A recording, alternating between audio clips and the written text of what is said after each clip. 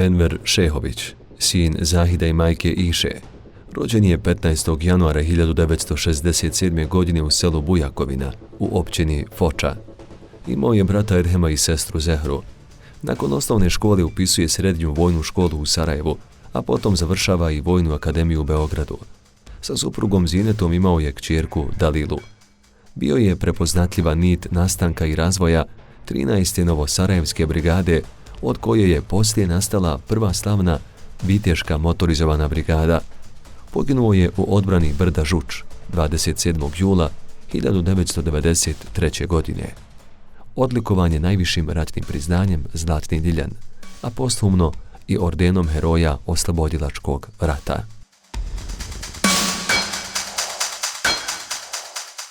Iako je kao dječak sanjao da studira matematiku, životni put odveo je Envera Šehovića u Jugoslovensku narodnu armiju.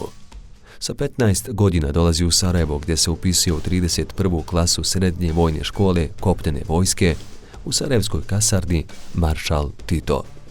Nakon završetka Vojne akademije u Beogradu vraća se u kasarnu Maršal Tito gdje će od 1988. raditi kao mladi poručnik na obuci novih generacija pitomaca JNA u Centru za obuku.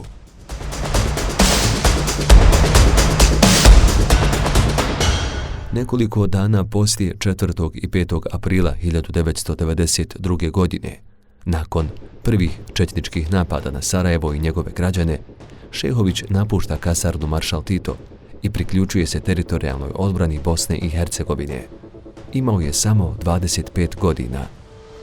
Javio se u regionalni štab, odakle su ga poslali u općinski štab teritorijalne odbrane Novo Sarajevo. Iz prvog razgovora s Enverom vidio sam da se radi o izuzetno mladom čovjeku, punom patriotizma i odlučnosti da se bori za odbranu svoje domovine. Za razliku od mnogih oficira koji su tada birali funkcije koje će preuzeti i izbjegavali borbene jedinice, Enver je odmah prihvatio da bude na dužnosti komandanta Velešićkog odreda. Kazao je jedne prilike Salko Idris, komandant općinskog štaba teritorijalne odbrane Novo Sarajevo.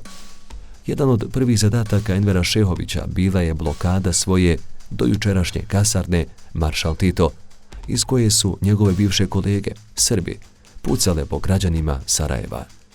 Dok su snage teritorijalne odbrane vršile mobilizaciju novih pripadnika u krajnje konfuznoj političkoj i medijskoj situaciji, Sarajevo se gušilo u sve čvršćoj opsadi. Agresor planira da napadom iz pravca Grbavice i Pofalića i pokretanjem oklopnih snaga JNA iz kasarne Maršal Tito izvrši presjecanje grada linijom Vogošća, Žuč, Pofalići, kasarna Maršal Tito, Grbavica. Snage teritorijalne odbrane uz podršku policije i građana kreću u ranu zoru 16. maja 1992. u jednu od najvažnijih operativno-taktičkih bitaka za odbranu Sarajeva, poznatu kao Pofalićka bitka.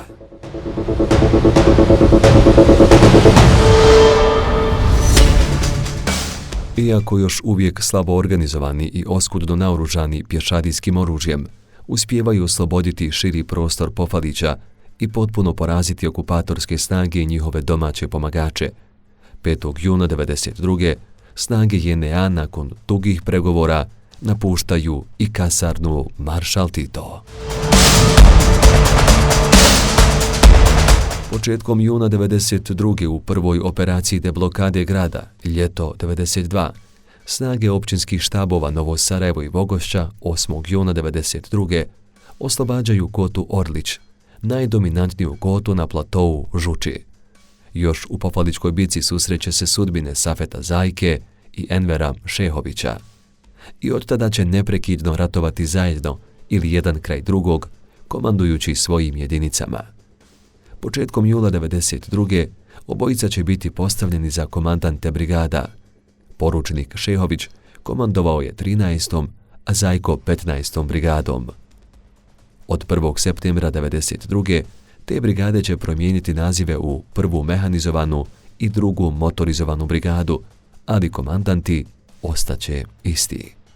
Borci ovih brigada, na čelu sa svojim slavnim komandantima, izvojevat će nekoliko blistavih pobjeda na Žuči. Poslije one prve, čuvene bitke za kotu Orlić 8. juna 1992. Slijedit će decembarska niska velikih bitaka u kojima su pobijedili četnike, velikih pobjeda za Vis, Kotu 850 i Golo brdo.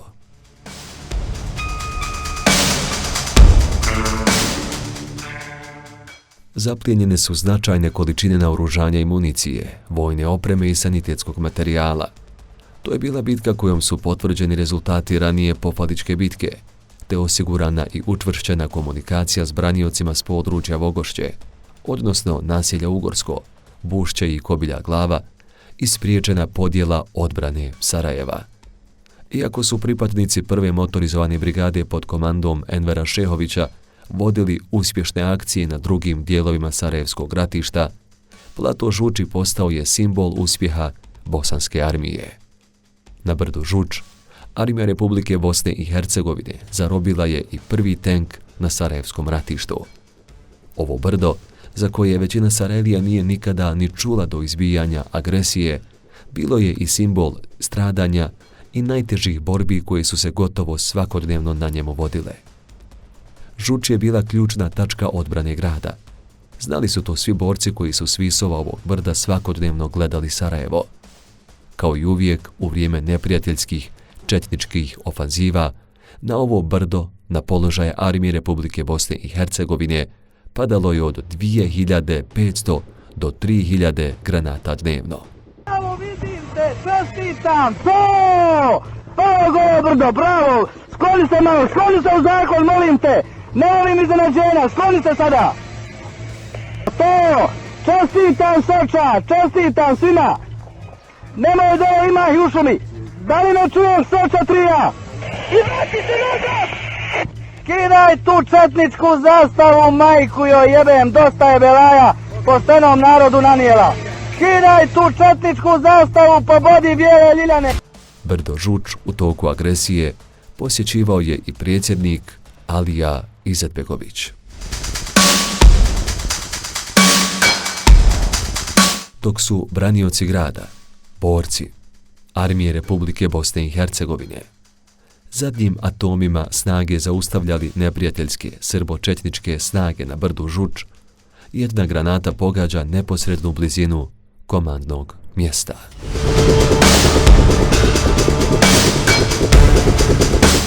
Pogledao sam prema mjestu gdje je stajao komandant s dvogledom. Nije ga bilo. Sve oko mene bilo je mrtvo. Na platovu ispred komande Zahira Panjete ležali su Zahir i njegov brat Cera. Poginuo je i vozač Alije Ismeta, Zlatko Kalamojić. Mirsad Bekrić je ostao bez noge. Enver Velić iz specijalne jedinice MUP-a teško je ranjen. Prisjeća se Mehemed Cero, komandant bataljona, nosilac ratnog priznanja Zlatni Ljiljan. Priča o Žuči se završava pogibijom Šehovića, braće Panjeta i ranije Safeta Zajke. To je bila jedna prosto mitska priča. Bio je oficir prije svega. Mi vojnici kada to kažemo, znači da je bio čovjek koji se žrtvovao za opće dobro, koji se žrtvovao za sve oko sebe i koji je najmanje mislio na sebe. Sudbina mu je bila da pogine na mjestu koje je oslobodio. Kazao je Vahid Karavelić, general Armije Republike Bosne i Hercegovine. Moram vam reći da se ovo trenuci kad se ispisuje istorija našeg naroda. Enveru halalimo, ali bolje da ga zamolimo da on nama halali.